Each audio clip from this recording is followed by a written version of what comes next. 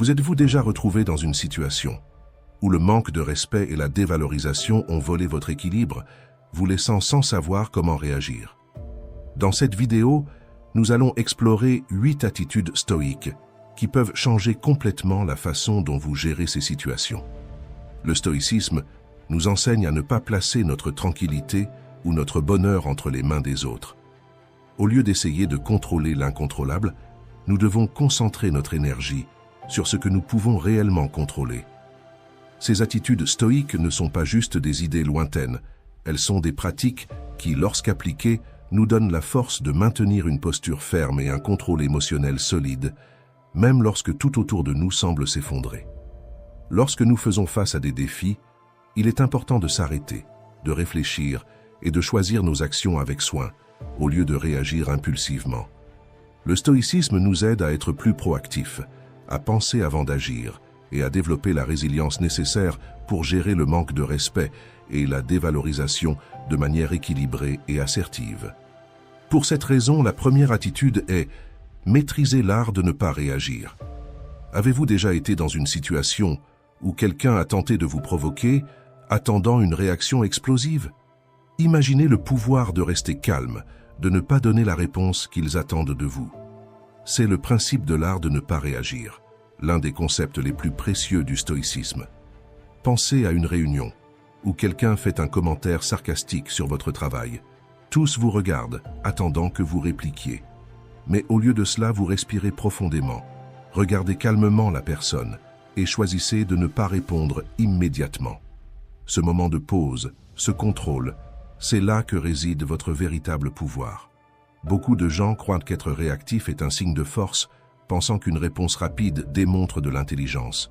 En réalité, c'est le contraire. Réagir impulsivement signifie que vos émotions sont en contrôle, au lieu que vous soyez le maître d'elles. Quiconque sait cela peut utiliser cette faiblesse pour vous provoquer et manipuler. Le stoïcisme nous enseigne que la véritable force réside dans le maintien du calme et de la clarté, même lorsque nous sommes provoqués. Pensez à une braise ardente. Si vous soufflez dessus, le feu grandit. Si vous l'ignorez, elle s'éteint finalement. Imaginez une dispute à la maison avec un membre de la famille, qui sait exactement comment vous énerver. Au lieu de hausser la voix, vous décidez d'écouter et de répondre calmement. Ce n'est pas facile, mais en faisant cela, vous ne nourrissez pas le conflit et, avec le temps, la tension diminue. Ce contrôle est un reflet de la sagesse stoïque qui nous enseigne à ne pas être esclaves de nos émotions.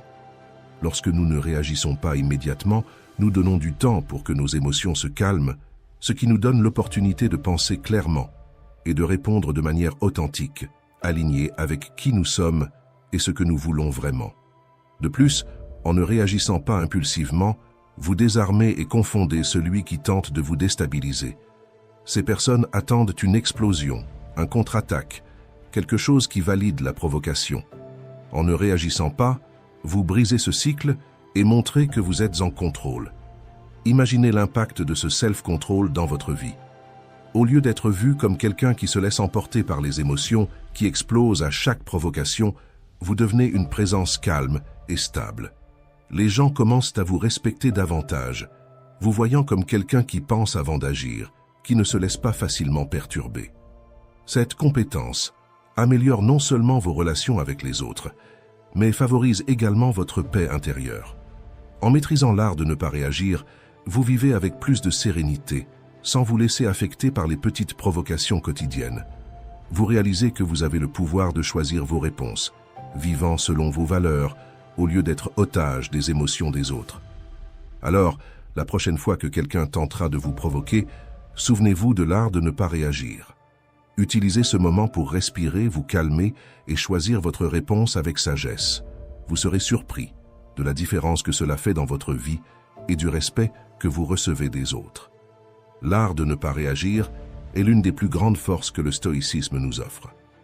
Et pour faire de cette attitude une pratique dans votre vie, vous devez comprendre l'importance de la deuxième attitude. Utilisez le silence comme votre plus grand allié. Avez-vous déjà remarqué comment, parfois, le silence parle plus fort que le fait d'essayer de vous imposer en criant? Imaginez quelqu'un essayant de vous provoquer, vous manquant de respect, en attente d'une réaction explosive. Et, à la place, vous restez simplement silencieux, regardant calmement. C'est le pouvoir du silence stratégique, un outil stoïcien qui peut transformer complètement vos interactions. Dans le stoïcisme, le silence n'est pas simplement le fait de ne rien dire, mais plutôt un choix délibéré, un acte de contrôle et de puissance. Lorsque vous choisissez de rester silencieux et de ne pas réagir à une provocation, vous montrez une maîtrise de vos émotions que peu de personnes peuvent avoir. Ce self-control désarme et déconcerte l'autre personne qui attendait une réaction. Pensez aux fois où vous avez été sous-estimé ou manqué de respect. Quelle a été votre réaction? Si vous avez essayé de vous expliquer ou de discuter, vous avez fini par entrer dans le jeu de l'autre personne et céder à ses volontés. Mais lorsque vous utilisez le silence, vous refusez de participer à cette dynamique et de vivre à la merci de l'autre. C'est comme un jeu d'échecs, où vous observez, analysez et attendez le moment juste pour agir. S'il y a un moment pour agir, le silence vous donne également du temps. Temps pour penser, évaluer la situation et décider quelle est la meilleure réponse, s'il est nécessaire de répondre. Il vous permet de montrer que vous n'êtes pas à la merci des émotions du moment. Cela confond celui qui tente de vous déstabiliser, parce que la plupart des gens ne sont pas habitués à cette réponse. Ils s'attendent à ce que nous soyons réactifs, explosifs ou défensifs, contre-attaquants. De plus, le silence révèle une force intérieure que beaucoup sous-estiment. Lorsque vous restez silencieux face à une provocation, vous montrez que vous n'avez pas besoin de l'approbation ou de la reconnaissance de quiconque pour valider votre valeur. Votre confiance vient de l'intérieur, pas des opinions des autres. Et cette force est extrêmement puissante, car elle est immunisée contre les critiques externes. Et cette transformation n'est pas seulement externe. À l'intérieur, vous commencez à ressentir une paix et une confiance que vous n'avez peut-être jamais expérimentées auparavant. Vous réalisez que vous n'avez rien à prouver à personne. Votre valeur ne réside pas dans les mains des autres, dans les mots que vous dites ou dans les discussions que vous gagnez, mais dans la manière dont vous menez votre vie avec dignité et respect. Alors, la prochaine fois que quelqu'un essaiera de vous manquer de respect, de vous dévaloriser ou de vous provoquer, souvenez-vous du pouvoir du silence stoïcien. Utilisez-le comme votre arme secrète et voyez comment vous commencez à transformer non seulement vos relations, mais aussi vous-même. Le silence peut être votre plus grand allié, démontrant au monde votre force intérieure, sans que vous ayez besoin de dire un seul mot. Troisième attitude. Mettez ce qui est important en premier lieu. Imaginez être à une fête bondée, remplie de conversations superficielles et de bruits incessants. Au lieu d'essayer de participer à tout, vous choisissez de parler uniquement à une ou deux personnes qui comptent vraiment pour vous. Cette focalisation transforme votre expérience, vous laissant une sensation de connexion et de satisfaction plutôt que d'épuisement. Maintenant, appliquez cela à votre vie. Lorsque vous vous concentrez sur ce qui compte vraiment, quelque chose de magique se produit. Vous commencez à vivre une vie avec un but. Au lieu d'être emporté par les engagements et les attentes des autres, vous définissez vos propres priorités. Cela crée une force intérieure qui est difficile à ébranler. Pensez à un archer visant la cible. Sans un objectif clair, tout mouvement ou distraction peut faire dévier la flèche. Mais avec une cible définie, l'archer ajuste son focus et tire avec précision. De même, lorsque vous avez une clarté sur ce qui est essentiel, vous devenez cet archer, atteignant vos objectifs avec fermeté, indifférent aux distractions ou aux tentatives des autres de vous détourner. Se concentrer sur l'essentiel signifie apprendre à dire non à tout ce qui n'ajoute pas de valeur. Cela ne se limite pas seulement à refuser des engagements, mais aussi à dire non à la frustration, à l'inquiétude excessive, aux activités qui gaspillent votre temps et votre énergie, et aux habitudes qui nuisent à votre santé et à votre bien-être. Dire non aux pensées négatives, aux influences toxiques et aux distractions inutiles est essentiel. Cela libère votre temps et votre énergie, en plus d'envoyer un message clair. Vous savez ce que vous voulez et vous ne vous laisserez pas détourner par des distractions. Les personnes qui tentent de vous manquer de respect ne savent pas comment gérer cela car vous ne jouez pas à leur jeu. Cette focalisation sur l'essentiel apporte une paix intérieure. Lorsque vous arrêtez de vous préoccuper des choses triviales et vous concentrez sur ce qui compte vraiment, vous vous sentez plus léger. Les soucis diminuent et vous commencez à voir la beauté dans les choses simples et significatives de la vie. C'est quelque chose que beaucoup de personnes n'ont jamais expérimenté et c'est précisément ce qui peut les laisser perplexes. Voici le secret. Lorsque vous vous concentrez sur l'essentiel, vous devenez une source d'inspiration. Les personnes autour de vous remarquent votre clarté et votre détermination. Elles voient que vous ne vous laissez pas perturber par des futilités et commencent à respecter cela. Ceux qui tentent de vous manquer de respect sont déstabilisés, car ils ne comprennent pas comment vous restez si concentré et inébranlable. Alors, commencez à vivre avec ce focus. Priorisez ce qui importe et laissez de côté le reste. C'est l'une des leçons les plus puissantes du stoïcisme, et cela peut transformer complètement la façon dont vous vivez et êtes perçu par les autres. En vous concentrant sur l'essentiel, vous ne trouvez pas seulement une nouvelle force en vous, mais vous montrez aussi au monde que vous savez ce que vous voulez et que vous ne vous laissez détourner par rien ni personne. Quatrième attitude, reconnaître sa propre force, autosuffisance. Avez-vous déjà pensé à la liberté qui découle de l'autosuffisance ? Imaginez ne pas avoir besoin de dépendre de quelqu'un d'autre pour atteindre vos objectifs ou vous sentir bien émotionnellement.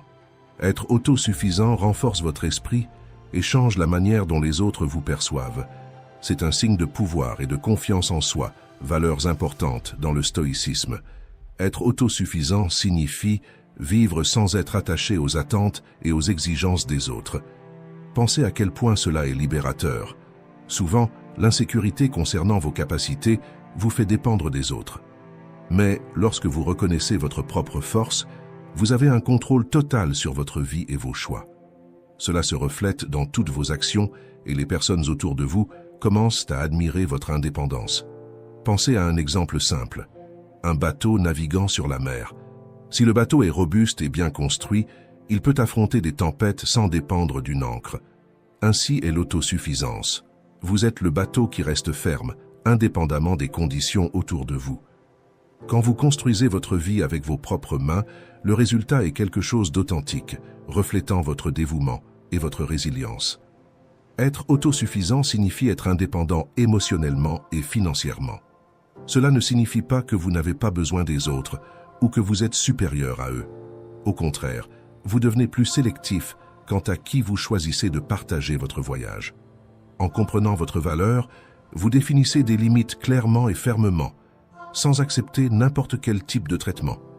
L'autosuffisance sert également de bouclier contre les manipulations. Ceux qui tentent de vous sous-estimer ou de vous manquer de respect réalisent la force et la sécurité qui découlent du fait que vous n'avez besoin de rien d'eux. Cela désarme toute tentative de manipulation, car vous êtes au-dessus de ces jeux émotionnels. Chaque fois que vous démontrez votre autosuffisance, vous envoyez un message puissant au monde. Je suis suffisant. Les gens perçoivent cette force. Ils voient que vous ne vous pliez pas devant les difficultés et que vous possédez la capacité innée de surmonter les défis par vous-même. Être autosuffisant ne signifie pas s'isoler ou rejeter l'aide, mais avoir la certitude que, si nécessaire, vous pouvez suivre votre chemin seul. Cette autoconfiance est inspirante et attire l'admiration. Cultiver l'autosuffisance vous renforce et transforme vos relations. Vous devenez un exemple de force et d'indépendance, quelqu'un que les gens veulent avoir à leur côté. En fin de compte, être autosuffisant est l'un des plus grands pouvoirs que vous pouvez développer, apprenant à vous connaître et à vous faire confiance. Cinquième attitude, l'urgence de définir des limites. Imaginez que vous conduisiez sur une avenue très fréquentée, avec des limites de vitesse, des feux de signalisation et des passages piétons. Vous respectez les règles de circulation en observant les limites et en vous arrêtant au feu rouge, assurant la sécurité pour tous. De la même manière, sur cette avenue, nous devons établir des limites claires dans nos vies pour maintenir l'harmonie et l'équilibre. Établir des limites est un acte de respect envers soi-même et est essentiel pour que les autres vous respectent également.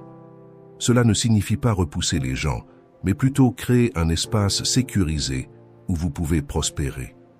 Quand vous définissez ce qui est acceptable et ce qui ne l'est pas, vous communiquez au monde que vous vous valorisez assez pour protéger votre bien-être et votre qualité émotionnelle. Imaginez être dans une salle de théâtre ou de cinéma. S'il n'y a pas de règle de silence pendant le film, le bruit va perturber la concentration de tous. En établissant ces règles, vous assurez un environnement approprié pour tous. De même, en établissant des limites dans votre vie, vous protégez votre paix intérieure et votre temps, qui sont quelques-unes de nos ressources les plus précieuses. Quand vous avez le courage de poser des limites, les gens commencent à vous traiter avec plus de respect. Ils réalisent que vous valorisez votre temps et votre énergie, et cela peut déstabiliser ceux qui sont habitués à franchir vos limites, car ils doivent de maintenant ajuster leurs attitudes. Établir des limites vous donne aussi un sentiment de contrôle. Vous n'êtes plus à la disposition des urgences et des attentes des autres.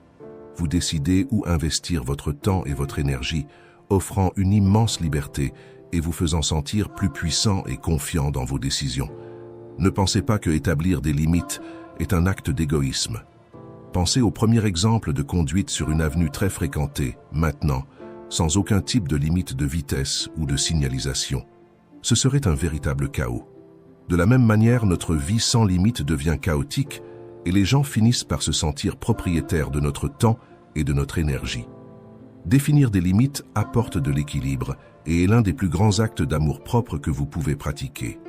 Quand vous vous respectez assez pour dire non quand c'est nécessaire, vous prenez soin de vous-même. Et cela vous permet d'être une meilleure version pour ceux qui comptent vraiment dans votre vie. En établissant des limites claires, vous donnez aussi un exemple aux autres. Ils voient qu'il est possible de vivre selon vos valeurs et priorités, sans se laisser emporter par les pressions externes. Alors, commencez à réfléchir aux limites que vous devez établir. Respectez-vous et voyez comment le monde commence à vous respecter davantage. Si vous vous êtes déjà senti submergé parce que vous ne saviez pas dire non, ou avez laissé d'autres personnes dépasser vos limites, imaginez le soulagement et la force que vous ressentiriez en mettant en place des limites claires, protégeant votre temps et votre paix intérieure. Comment votre vie changerait-elle si vous commenciez à vous respecter davantage et exigiez le même respect des autres? Partagez dans les commentaires et, si vous le souhaitez, racontez votre histoire. Je vous répondrai bientôt. 6e attitude. Le temps, une source de sagesse. Imaginez pouvoir transformer chaque instant en une opportunité pour grandir et prospérer. Le stoïcisme nous enseigne à utiliser le temps à notre avantage, ce qui peut surprendre ceux qui nous manquent de respect ou nous sous-estiment. Pensez à la nature. Un arbre grandit à son propre rythme, sans se hâter, indifférent aux saisons et aux tempêtes. Avec le temps, il devient fort et inébranlable.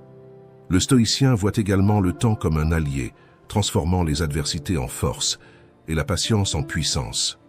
Quand quelqu'un essaie de vous provoquer et vous presse d'être réactif avec une réponse toute prête, votre calme peut les laisser perplexes. Alors que tous autour de vous se précipitent pour régler tout immédiatement, vous conservez votre calme. Cette capacité d'attendre, de donner du temps au temps, montre une force intérieure rare et admirable. Utiliser le temps à son avantage ne signifie pas être passif ou inerte. Au contraire, c'est une forme de contrôle active. Quand vous choisissez d'attendre le moment propice pour agir, vous démontrez une profonde compréhension des circonstances et une confiance en votre capacité à gérer n'importe quelle situation. C'est comme une partie d'échecs. Vous ne cédez pas à l'impulsivité. Chaque mouvement est calculé et effectué au moment exact. Pensez à 3 moments de votre vie où vous avez pris une décision rapidement, sans beaucoup réfléchir, et vous avez ensuite regretté. Maintenant, imaginez si vous aviez attendu davantage, mieux réfléchi, laissé le temps montrer le bon chemin. C'est la sagesse du temps, une leçon stoïque qui nous enseigne l'importance de ne pas agir impulsivement, mais avec réflexion et discernement. Ceux qui observent votre patience peuvent initialement vous sous-estimer, pensant que vous hésitez ou que vous êtes indécis. Mais avec le temps, ils réalisent votre force et comprennent que vous ne réagissez pas au hasard, mais agissez selon un plan bien pensé. Savoir que le temps apportera de nouvelles opportunités et solutions est un signe de véritable force. Ceux qui tentent de vous faire tomber ou de vous dévaloriser finissent frustrés par votre patience. Ils réalisent que vous êtes comme cet arbre robuste qui continue de croître indépendamment des tempêtes. En utilisant toujours tout ce qui vous arrive pour réfléchir, grandir et renforcer votre esprit. Vous pouvez montrer au monde que la patience n'est pas une faiblesse, mais une démonstration de contrôle et de sagesse. Et si vous voulez continuer à apprendre comment appliquer les principes stoïciens pour transformer votre vie, n'oubliez pas de vous abonner à la chaîne et d'activer les notifications. Si vous avez un sujet que vous aimeriez que nous abordions du point de vue stoïcien, laissez-le dans les commentaires. 7e attitude, la gratitude transformatrice. Imaginez devoir faire face à une personne négative, quelqu'un qui essaie de vous décourager avec des critiques et du mépris. Souvent, cette personne se trouve au sein même de notre propre foyer. Maintenant, visualisez-vous répondant à cet être humain par de sincères remerciements. Bien que cela puisse paraître étrange, voire contre-intuitif, la pratique de la gratitude peut transformer cette dynamique et déstabiliser complètement celui qui ne vous respecte pas. Lorsque vous commencez à cultiver la gratitude, quelque chose d'extraordinaire se produit. Votre perspective change. Vous commencez à voir le bon dans les situations et les personnes, même celles qui semblent déterminées à vous manquer de respect et à vous dévaloriser. En exprimant votre gratitude, vous n'améliorez pas seulement votre état émotionnel, mais vous brisez également les attentes de ceux qui espèrent une réaction négative de votre part. La plus grande attente d'une personne négative est que vous deveniez comme elle. Pensez donc à la gratitude comme à une arme puissante. Quand quelqu'un vous critique et que vous répondez par un sincère « merci pour votre retour, je vais y réfléchir », vous désarmez complètement la personne. Il s'attendait à vous ébranler, à ce que vous vous sentiez incertain et même diminué, mais ils trouvent en retour une réponse sereine et reconnaissante, les laissant sans savoir comment continuer avec la critique ou la négativité chronique. Pratiquer la gratitude renforce vos relations positives et augmente votre bien-être. Vous commencez à apprécier davantage les bons moments et à renforcer votre propre paix intérieure. Ceux qui tentent de vous manquer de respect réalisent que leurs mots ont peu ou pas d'effet sur vous. La gratitude n'est pas seulement une réponse, mais une habitude quotidienne. Au réveil, remerciez pour le privilège d'un nouveau jour, pour les petites choses comme pouvoir prendre une douche, avoir un travail, quelque chose à manger le matin, recevoir un bonjour, remercier pour un moment de paix. Cela transforme votre énergie et la manière dont vous affrontez les défis. Avec le temps, cette attitude positive commence à influencer tous ceux autour de vous. Pensez à une situation où vous avez été critiqué injustement. Au lieu de répondre avec colère ou frustration, imaginez dire quelque chose comme « Je vous remercie de votre point de vue, cela me donne une nouvelle perspective à considérer ». Cette réponse ne démontre pas seulement votre maturité, mais désarme également le critique. Il ne s'attendait pas à ce que vous soyez capable de remercier et de considérer la critique de manière aussi calme. En agissant de cette façon, les gens autour de vous commencent à vous respecter davantage. Elles voient que vous n'êtes pas facilement ébranlé, que vous possédez une base solide de gratitude et de positivité. Cette base devient une forteresse que les critiques et la négativité ne peuvent pénétrer. Pratiquer ne consiste pas seulement à être poli, à dire un grand merci devant un service ou une gentillesse offerte, mais plutôt à avoir la vie transformée de manière à regarder chaque moment avec gratitude, comprenant qu'à chaque nouvel obstacle, nous devenons plus forts, plus sages. La gratitude change la manière dont vous interagissez avec le monde. À chaque remerciement, vous construisez une barrière contre la négativité et renforcez votre propre paix intérieure. Alors, la prochaine fois que quelqu'un essaiera de vous abattre avec des mots négatifs, répondez par la gratitude. Cela ne changera peut-être rien pour celui qui essaie de vous manquer de respect, mais cela vous changera, c'est certain. Ne laissez pas la gratitude être juste un joli mot ou une phrase sur un t-shirt sans signification. Si vous avez déjà vécu une expérience où la gratitude a tout transformé, partagez votre histoire dans les commentaires. 8e attitude, honnêteté brutale. Explorons l'une des vertus les plus puissantes et transformatrices du stoïcisme, l'honnêteté comme fondement éthique. Il ne s'agit pas simplement d'être honnête, mais d'adopter une honnêteté directe et sans détour qui ne tempère pas la vérité. Cette transparence stoïque peut être un outil puissant pour désarmer les critiques et ceux qui ne vous respectent pas. En étant brutalement honnête, vous montrez au monde que vous n'avez rien à cacher, créant une aura de confiance autour de vous. Les gens savent qu'ils peuvent se fier à votre parole et que vous êtes sincère dans vos intentions sans place pour les jeux ou manipulations.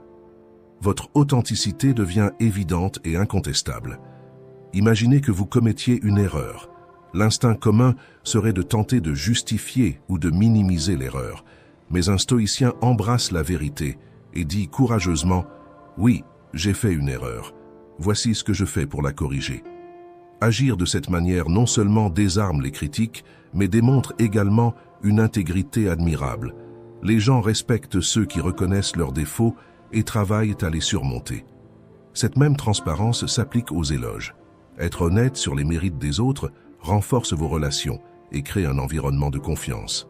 Lorsque vous reconnaissez sincèrement les talents et les efforts de quelqu'un, sans exagération ou arrière-pensée, vous construisez une connexion véritable. Les gens perçoivent que vos éloges sont sincères, augmentant le respect et l'admiration pour vous. Vivre de manière transparente exige du courage. Il faut être prêt à affronter des vérités inconfortables et à accepter les critiques de manière constructive. Ce courage, cependant, est récompensé par une vie plus authentique et significative. Lorsque vous n'avez pas besoin de maintenir des apparences ou de mentir pour plaire, votre esprit est plus léger et votre chemin plus clair. Être brutalement honnête ne signifie pas être insensible. Il est possible d'être direct sans être ignorant ou impoli. La clé réside dans l'intention. Lorsque votre honnêteté provient d'un lieu de respect et de désir de croissance sincère, elle est bien reçue. Les gens commencent à vous voir comme quelqu'un qui se soucie assez pour dire la vérité, même quand c'est difficile. De plus, la pratique de l'honnêteté renforce votre confiance en soi. Lorsque vous savez que vous vivez selon vos valeurs et que vous n'avez rien à cacher, vous vous sentez plus sûr. Cette sécurité vous fait marcher la tête haute, sachant que vous êtes fidèle à vous-même. Que ce soit dans votre vie professionnelle ou personnelle, cette clarté apporte de meilleurs résultats. Merci d'avoir regardé. Tout dans la vie est temporaire. Nos émotions, pensées, relations, et même l'air que nous respirons est rendu au monde. Mais comment accepter l'impermanence et vivre pleinement? Dans cette vidéo, nous plongerons dans la sagesse stoïque pour affronter les adversités inévitables avec courage et sérénité. Si vous vous êtes déjà senti dévasté par une perte, c'est maintenant le moment d'apprendre à respecter le temps de chaque chose et à découvrir la résilience en vous. Préparez-vous à transformer votre perspective et à renforcer votre esprit. Commençons ce voyage ensemble. Cœur brisé et la douleur du rejet. L'amour se produit naturellement, presque par instinct. Un sentiment grandit et nos corps produisent des substances chimiques qui nous font nous sentir incroyablement bien. Et, lorsque nous nous en rendons compte, la personne aimée occupe toutes nos pensées. C'est pourquoi, après la célèbre phase de lune de miel, cette intensité de sentiment commence à se refroidir. Nous commençons à voir l'autre tel qu'il est vraiment, et à ce moment, maintenir l'amour requiert dévouement et effort. Et parfois, c'est à ce moment-là que l'amour se défait. Cela ne signifie pas que nous perdons la capacité d'aimer, mais si nous ne résolvons pas les problèmes et les frictions au fur et à mesure qu'ils surviennent, l'amour peut s'user jusqu'à disparaître complètement. Et lorsque l'amour se termine seulement pour l'un, l'autre personne souffrira inévitablement. Comment pouvons-nous gérer la fin d'une relation lorsqu'il n'y a pas de retour possible? Même si nous ne pouvons pas faire disparaître la douleur magiquement, commencez à changer certaines idées fausses que nous avons, et accepter la réalité de la séparation peut nous aider à nous sentir un peu mieux. Parlons de certaines de ces croyances et comment les changer avec la sagesse stoïcienne. Premièrement, il est une erreur commune de croire que nous avons le contrôle sur les sentiments des autres personnes. Un des principes stoïciens est de comprendre que le comportement et les sentiments des autres sont hors de notre contrôle, et nous devons accepter cette réalité. Nous ne pouvons pas contrôler ce que quelqu'un ressent pour nous. La manière dont chacun ressent et perçoit l'amour est différente. Certaines personnes ont besoin d'entendre des mots tendres, d'autres ont besoin de démonstrations physiques d'affection, et il y en a qui valorisent les actes de service ou le dévouement de temps comme expression d'amour. Chacun possède sa propre langue d'amour, et dans une relation, nous devons comprendre et répondre aux besoins de l'autre, tout en préservant les nôtres. Comprendre les besoins d'une autre personne ne vous donne pas le contrôle sur ses sentiments, mais peut rendre vos futures relations plus faciles et enrichissantes. Une autre méprise est de penser que nous avons besoin d'une personne spécifique pour être heureux. Nous souffrons de la rupture parce que nous croyons que notre bonheur dépend de quelque chose d'externe. C'est ici que le stoïcisme est fermement en désaccord. Selon la philosophie stoïcienne, la vertu est la seule chose dont nous avons besoin pour être heureux, et vivre une vie vertueuse est entièrement sous notre contrôle. Cela ne signifie pas que vous ne pouvez pas avoir une famille ou construire une relation avec quelqu'un que vous aimez, mais plutôt que votre bonheur ne doit pas dépendre uniquement d'une autre personne. Une autre croyance que les stoïciens nous enseignent à déconstruire est celle de voir l'autre personne comme une propriété. À l'époque d'Épictète, l'esclavage était normal. Les gens avaient souvent d'autres personnes comme propriété. Épictète, dont le nom signifie « acquis », était un esclave avant de commencer à enseigner la philosophie. Mais aujourd'hui, l'esclavage ne s'applique pas. Généralement, nous ne voyons pas les personnes qui nous entourent comme nos biens. Cependant, nous tombons encore dans le piège de ressentir des droits sur les autres. Une notion qui ne fomente que jalousie et frustration. Quand quelqu'un décide de rompre avec nous, nous nous sentons lésés, croyant que la séparation était injuste. En cas de divorce, nous pouvons nous sentir particulièrement lésés, parce que notre ex-conjoint a rompu la promesse de rester ensemble jusqu'à ce que la mort nous sépare. Nous ne sommes pas propriétaires de quelqu'un. La preuve en est que si quelqu'un vous appartenait, vous auriez un contrôle absolu sur ses sentiments et ses volontés. Les seules choses dont nous sommes réellement propriétaires, selon les stoïciens, sont notre capacité de raisonnement et de choix. Comprendre cela nous libère. Un autre sentiment que la fin d'une relation nous apporte est la douleur insupportable qui semble presque impossible à surmonter. Mais le cliché est vrai. Le temps guérit les blessures. Comme l'affirme le philosophe stoïcien Marc Aurèle, certaines choses émergent, d'autres disparaissent. Une partie de ce qui existe maintenant est déjà partie. Le changement et le flux refont constamment le monde, tout comme la progression incessante du temps refait l'éternité. Nous pouvons changer nos croyances et nos perspectives sur la fin de la relation, mais la douleur est quelque chose que nous devons apprendre à gérer. Lutter contre la douleur ou l'ignorer n'aidera pas. Au lieu de cela, il vaut mieux reconnaître qu'elle existe. Certaines personnes appliquent des mécanismes d'adaptation très mauvais, en niant l'existence de la douleur ou en fuyant, surtout avec des addictions. Aujourd'hui, il existe de nombreuses échappatoires qui peuvent nous faire fuir temporairement des problèmes et de la douleur émotionnelle que nous ressentons, comme boire, fumer, utiliser des drogues, acheter compulsivement, manger en excès, jouer aux jeux vidéo ou se vider dans des jeux de casino. Mais ce ne sont que des solutions rapides qui n'aident pas à long terme. Comprenez que les solutions externes ne résolvent pas nos problèmes internes. Rien d'externe ne vous apportera de stabilité émotionnelle. Le mieux à faire est de reconnaître que nous sommes des êtres humains, d'accepter notre douleur, de laisser les larmes couler et d'embrasser le processus de supporter le détachement. Cela ne se fait pas du jour au lendemain. C'est difficile d'accepter, après tout, nous avons été socialisés à croire et à rechercher le heureux pour toujours de chaque relation. Les stoïciens nous enseignent à remodeler nos croyances, en nous entraînant non seulement à accepter, mais à valoriser la nature éphémère de tout autour de nous, y compris de ce que nous valorisons le plus, et que nous préférerions qui dure pour toujours. Ils nous enseignent à apprécier chaque moment, chaque personne, chaque expérience, avec intensité et gratitude. De cette manière, à la fin, nous pouvons reconnaître que nous avons eu des expériences dans nos vies qui, pendant le temps qu'elles ont duré, nous ont enrichis. C'est une leçon d'amour, de perte et surtout d'une profonde appréciation pour la beauté transitoire de la vie. Comment avez-vous accepté ce que vous ne pouvez pas changer dans votre vie? Racontez votre histoire dans les commentaires. Et à un moment donné, je vous répondrai. Et n'oubliez pas de vérifier votre inscription et les notifications pour ne manquer aucune vidéo. Une perte matérielle de grande importance.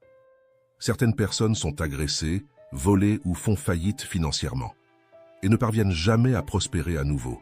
Elles ne réussissent pas à se relever. Cela peut sembler une perte superficielle pour certains, mais pour beaucoup de personnes, cette situation représente bien plus. Elles voient cela comme la perte de l'unique opportunité de vie, ou même comme la destruction de leurs rêves, où elles ressentent un fort attachement à tout le travail, le temps et le dévouement qu'elles ont eu pour acquérir ou construire quelque chose, qui a pris seulement quelques minutes à être volé, ou peu de temps pour être détruit. Vous pouvez vous demander comment le stoïcisme peut nous aider dans cette situation. La réponse commence par un changement de perspective.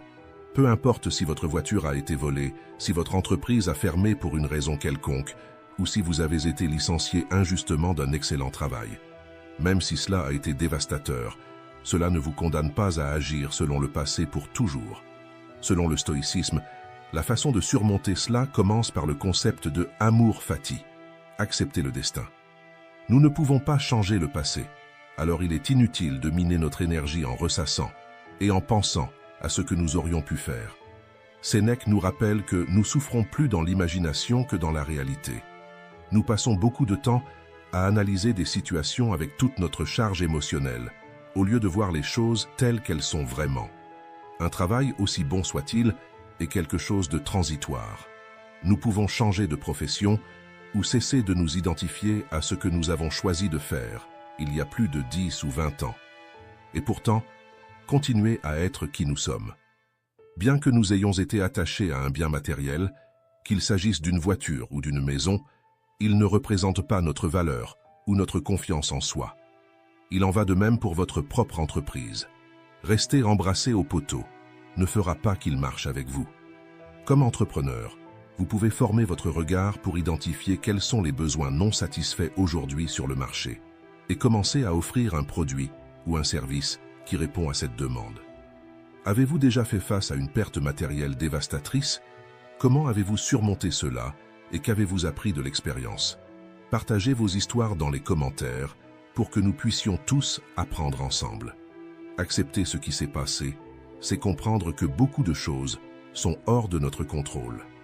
Même si nous faisons preuve de prudence et de circonspection, des événements inattendus peuvent survenir sans aucune raison spécifique.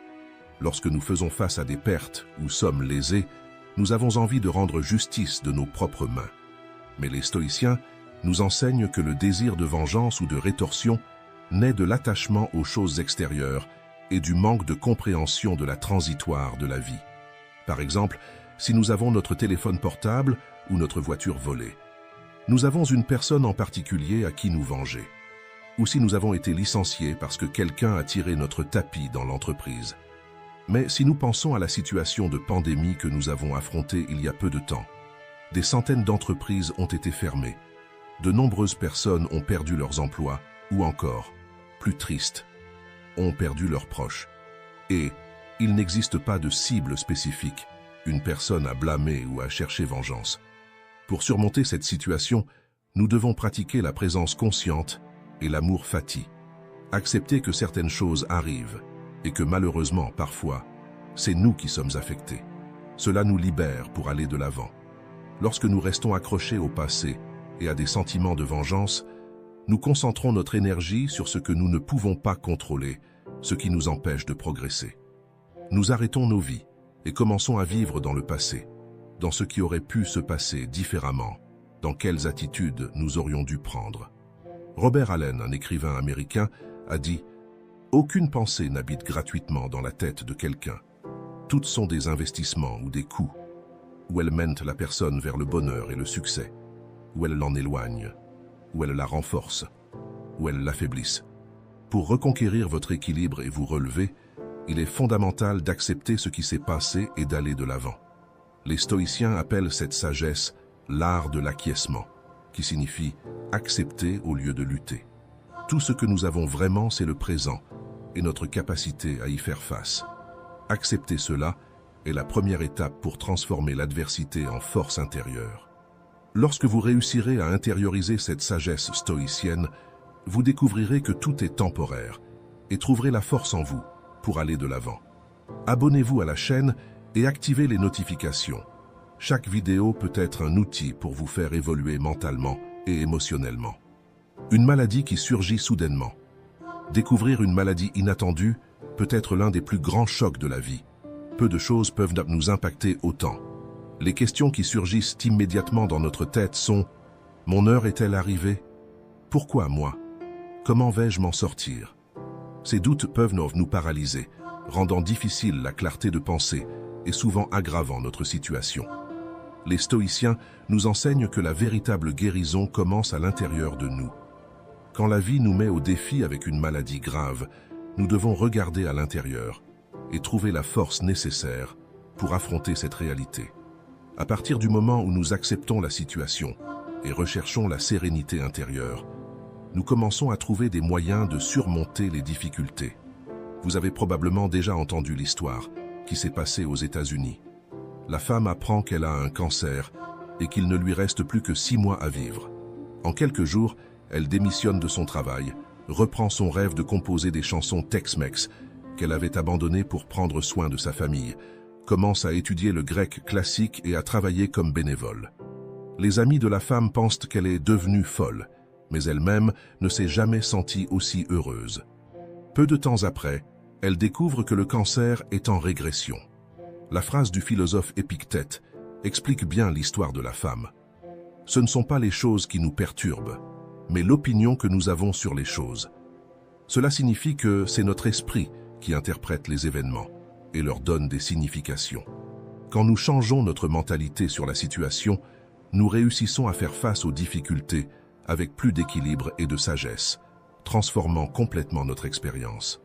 La phrase « Il n'existe pas de guérison hors de nous, toute guérison commence de l'intérieur » nous rappelle que la véritable guérison est un processus qui implique non seulement le corps, mais aussi l'esprit et l'esprit. La découverte d'une maladie n'est pas une situation facile ou positive, mais si nous avons de la force, nous pouvons passer à travers et encore maintenir la joie de vivre.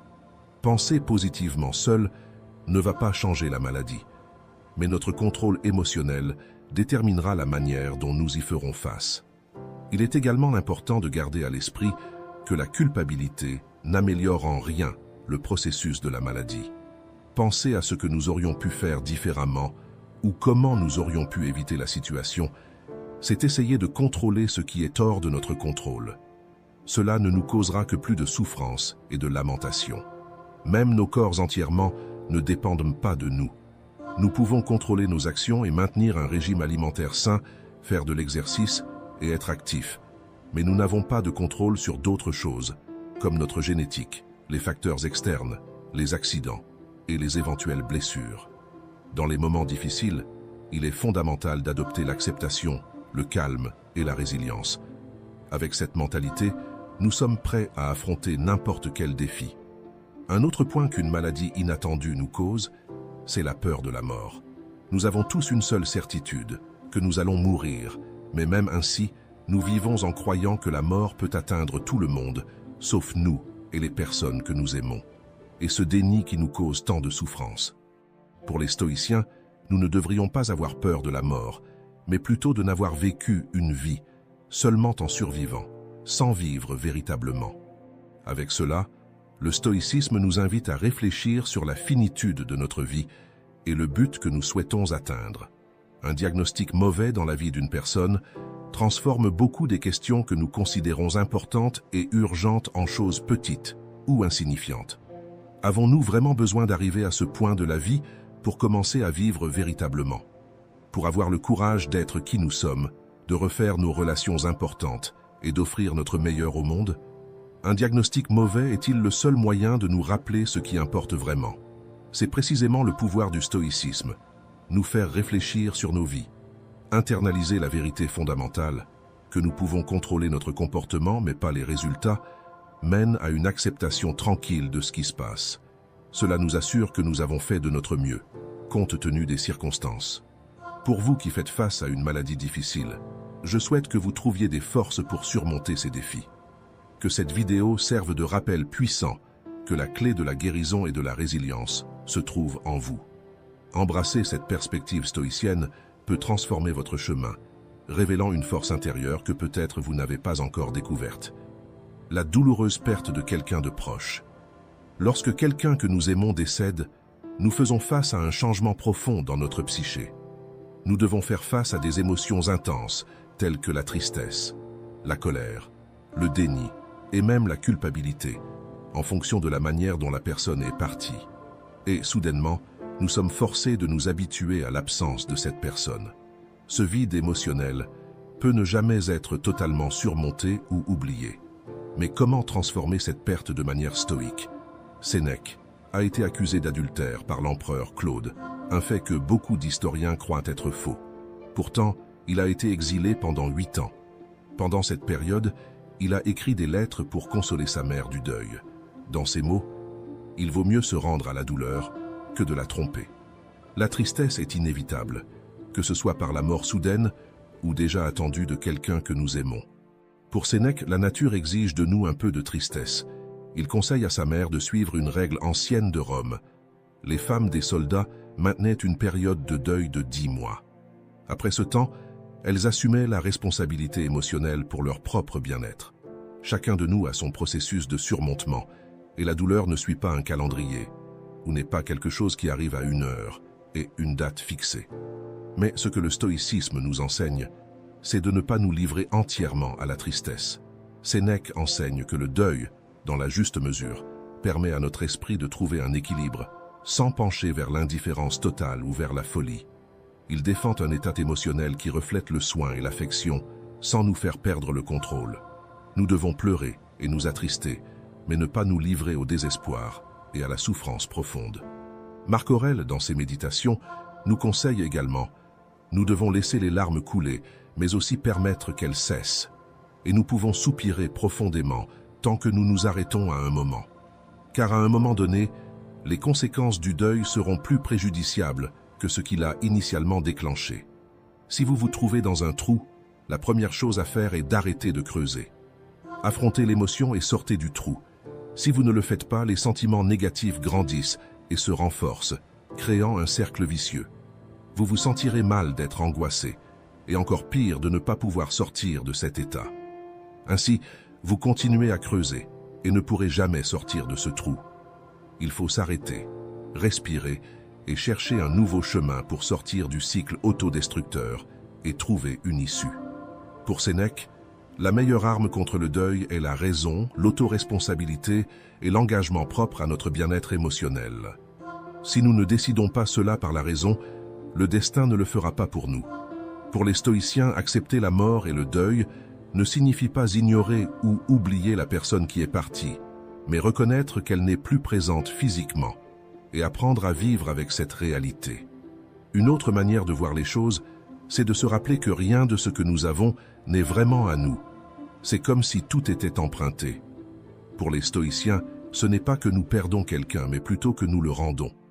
Épictète nous dit que l'antidote pour faire face à la douleur de perdre quelqu'un n'est pas de nous protéger artificiellement ou de nous fermer pour éviter la douleur à l'avenir, mais plutôt, nous devons apprendre à accepter et à embrasser la temporalité de toute chose. Ce que nous aimons n'est pas vraiment à nous. Cela est avec nous pendant un temps, mais peut être retiré à tout moment. Ce n'est pas à nous pour toujours. Si nous pensons de cette manière, quand nous perdons quelque chose ou quelqu'un que nous aimons, nous ne serons pas totalement dévastés.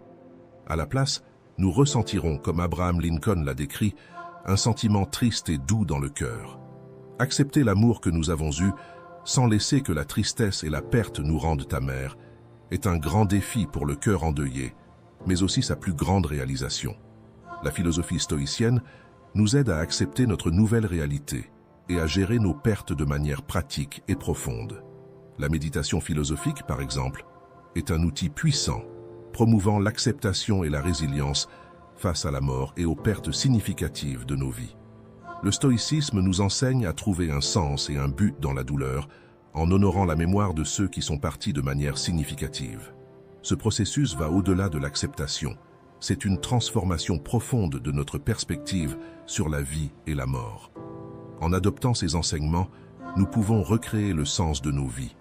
La philosophie stoïcienne illumine notre chemin vers la guérison, nous aidant à trouver la force intérieure et un but renouvelé, même dans les situations les plus difficiles. Ainsi, nous embrassons la douleur comme partie inévitable de l'existence humaine, la transformant en une source de croissance et de sagesse. J'espère que cette vidéo vous parviendra comme un baume face à votre douleur ou situation difficile et qu'à travers cette connaissance, vous entamerez votre processus de guérison et de dépassement. Merci de regarder.